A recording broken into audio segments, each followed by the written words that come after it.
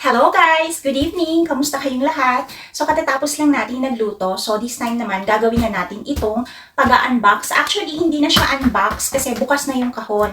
Ito yung mga Philippine foods, Philippine goods na pinadala nila nanay para sa amin. Kasi yung pinsan namin, yung family niya, nagbabakasyon dito sa Japan. So ang daming binili nila nanay tsaka nila ate para sa amin at tsaka sa mga bata tsaka kay mister. So bakit nga ba bukas na itong kahon na ito? Kasi tatlo kaming naghati-hati dito, yung ate ko tsaka yung pamangkin ko. Kaya lang kasi, mas marami yung sa amin, kasi nga yung mga bata, maraming mga gusto, tsaka si mister, kaya sa akin napunta itong box, kinuha lang nila ate yung para sa kanila, and then the rest na isa amin. So tulungan nyo ako guys na ayusin ito lahat sa mga storage box na ito para maganda siyang tingnan, and then pag kukuha yung mga bata, alam na nila kaagad kung anong pupulutin nila. So isa-isa nating ilabas dito sa kahon ang mga pinamili nila nanay na mga Philippine foods. So thank you nanay, ate, maraming salamat sa pagbili ng mga pagkain na ito. So let's start guys, the unboxing. Unboxing pero nakabukas na yung box no? So let's start! So, eto na guys, ang mga pinamili nila nanay para sa atin. So, binako yung camera para makita nyo ng bongga yung mga pinamili nila para sa atin. So, unang-una, eto, mga marshmallow kasi favorite ni Airy ang marshmallow. So, merong mango, mangga, and then meron ding chocolate na marshmallow. Ayan. And then, yung favorite ni Mister, meron din dito guys sa mga supermarket dito. Itong banana chips na ito, favorite ni Mister ito. Kaya lang kasi medyo mahal siya. So, sinamantala nila ate since may, ayan nga, gaya nga ng sabi ko, nandito yung mga tatay at nanay ni Ate Virgie. So, maraming binili sila nanay ng banana chips para kay Mister. So, ito, ang laki-laki nito. Meron siyang, yung parang ziplock ba to? Yung masasara siya kahit nabuksan mo na. Napakalaki. Ayan. Dalawang big ang binili nila ate. Meron pa. Tsaka meron ding mga maliliit. Ito na. Tatlo pala yung malaki, yung big. And then, ito, dalawang maliliit na banana chips. So, ayan. For sure, matutuwa si Mister dahil tamang-tama uuwi na siya mamayang gabi. So, today is Friday nga pala. Mamayang gabi. Gabi naman na, kaya lang, mas gabing-gabi na kasi siya uuwi. So, mga after ng dinner siya makakarating. So, ito naman, mga fudgy bar. Napakasarap kasi nito guys, and every time na nag-order ako sa mga Asian store, yan, medyo, alam niyo na, syempre medyo pricey, so sinamantala na nila talaga nanay na bumili ng madami. Yan. Ito, salted caramel cream. Ito naman, dark chocolate cream. And meron ding cupcake. Ito, paborito ko noon, nung mga elementary days, mga ganyan. Ube choco naman ang flavor niya. So, matagal na tayong hindi din nakakain ito. Kaya, thank you. Matitikman ulit natin. And then, napakadaming mga chichirya. Merong Nagaraya. Pag nakaback pala talaga yung camera, hindi baliktad yung mga pangalan, no? Yung mga letters na nakasulat. Merong Oishi cracklings. And then, Martyrs. Favorite ko to. Alam nila nanay na favorite ko tong mga to. Kaya ito yung mga binili nila. Ito pa, Martyrs. And then, ito naman yung favorite ni Aika, Piatos. Yan. Malaking size. Meron ding maliit na size. Yan. Marami silang binili. Ito pa, the same flavor din yung kanina, maliit na size. And then, meron ding Piatos na sour and cream onion. And then, meron ding Piatos na spicy cheese. So, napakarami talaga nilang binili para sa amin. Thank you so much, nanay. And then, meron ding tortillos. Ito ang paborito ko, tortillos na, ano bang flavor nito? Barbecue flavor. And ito naman, cheese flavor na tortillos. Meron pa. Another tortillos again na barbecue flavor. And Nova. Favorite din ni Aika ang Nova na sweet chili. Hindi pa namin ito natitikman kasi ang lagi nilang binibili sa amin dati is itong Nova na. Ito yung pinaka original. Hindi naman original, 'di ba? Barbecue flavor. So ito ang unang-unang natikman ni Aika kaya alam nila na nagustuhan ni Aika ito kaya bumili na naman sila nanay. Yan. So, mamaya, papatikim natin kay Aika after ng dinner itong sweet chili flavor. Kung magugustuhan ba niya. Kasi yung batang, ito din, mahilig siya sa mga maanghang. And then, meron ding chippy. Favorite ko to noon nung bata ako, mga elementary days, mga ganyan. So, dalawa ang binili nila para sa akin na chippy. And meron ding boy bawang. Isa lang tong boy bawang kasi hindi naman kami masyadong mahilig. And then, eto sana ang dinagdagan nila ate kasi favorite ko tong chicharon. Lagi akong nag-order nito sa Asian store, sa Philippine food, ganyan. Medyo pricey. Kaya lang kasi isa lang yung pinadala nila. And then,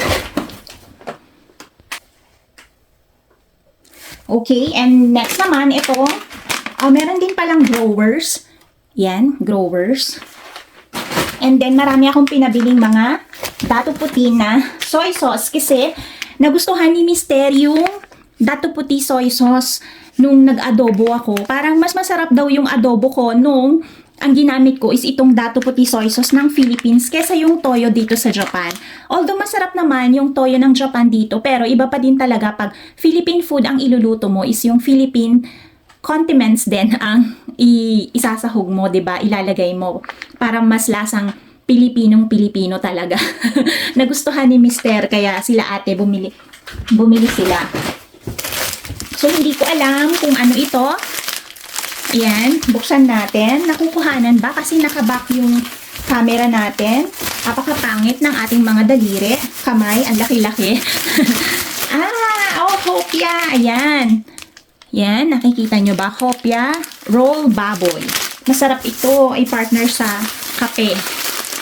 Dalawa ang binili ni ate. Ito naman, roll munggo. Ayan, thank you so much ate. Ang dami mong binili para sa amin, Ate Belen and Ate Rika. And, so, nagtulong-tulong talaga ang mga kapamilya ko sa Pilipinas para makabili ng ganito. Nag-contribute talaga sila. Maraming salamat sa pamilya. At saka ito, bilin ko ito kay ate. Alam niya kasi na favorite ko ang Mang Tomas. So, puro mga sachet ang mga binili niya para hindi masyadong mabigat. Kasi napakabigat kaya nitong kahon, guys. Nahihiya ako kay sa nanay ni Ate Virgie kasi ang bigat-bigat nitong kahon. Ang dami-daming laman. So, ito, Mang Tomas. Kaya, pwede tayong mag-order ng lechon belly kasi may mga Pilipina na nagluluto ng lechon belly para may Mang Tomas na tayo. So, mag-order tayo next week. And then, ito naman ang pinaka-importante sa lahat. Wait lang muna para mapakita ko sa inyo ng bongga itong napakaraming Bear Brand. So, ayan, kung makikita nyo, ang natitira na lang ng laman ng kahon is itong mga napakaraming Bear Brand. Kasi, si Irie, favorite niya kasi ito, Bear Brand. Napakadaming Bear Brand. Ayan, puro Bear Brand na yan lahat. And then, meron din silang, eto, ano bang tawag dito na tinapay? Parang ano din siya, hopya ba ito? So, ayan, titikman din natin yan para, di ba, nakakamiss naman kasi talaga ang mga Philippine foods. At meron pa pala, kukunin ko lang, etong nandito sa, eto.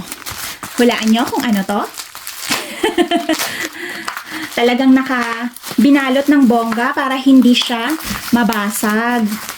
Kasi, pag nagluluto ako ng ginisang gulay, ampalaya, ganyan, ito ang gustong-gusto kong ihalo na pampalasa.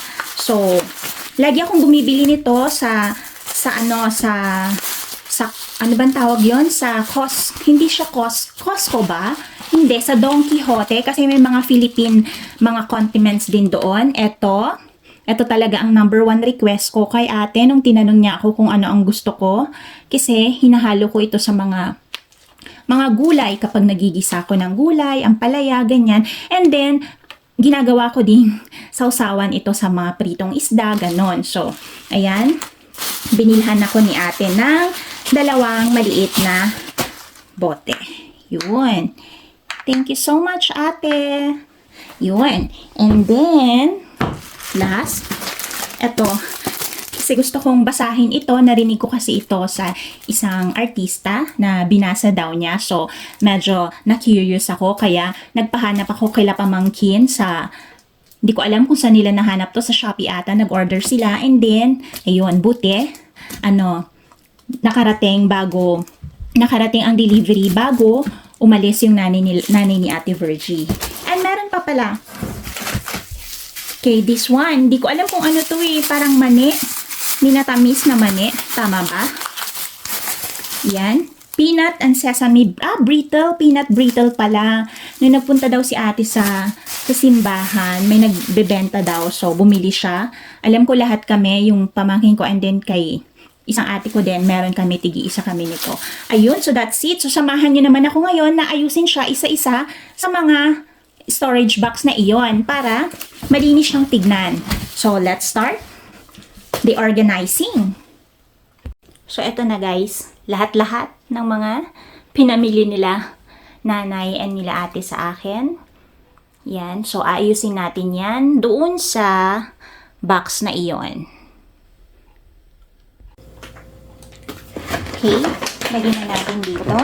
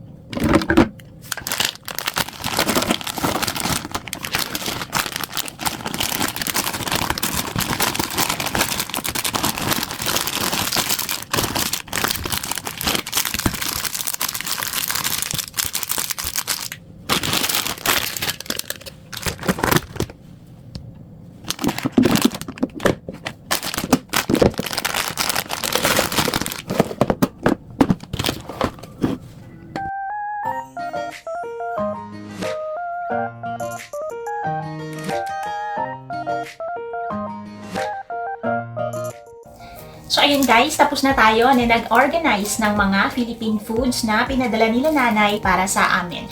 Thank you so much nanay, ate. Maraming salamat sa pagbili nitong mga napakaraming stock na ito. So, medyo matagal-tagal tayo na hindi mag-order sa mga Philippine foods or sa Asian store o kaya sa Donkey. Kasi, bumabiyahe pa talaga kami ng ilang oras para lang pumunta doon at bumili ng mga Philippine goods or Philippine foods, especially yung bagoong kasi yun talaga ang lagi kong binibili talaga.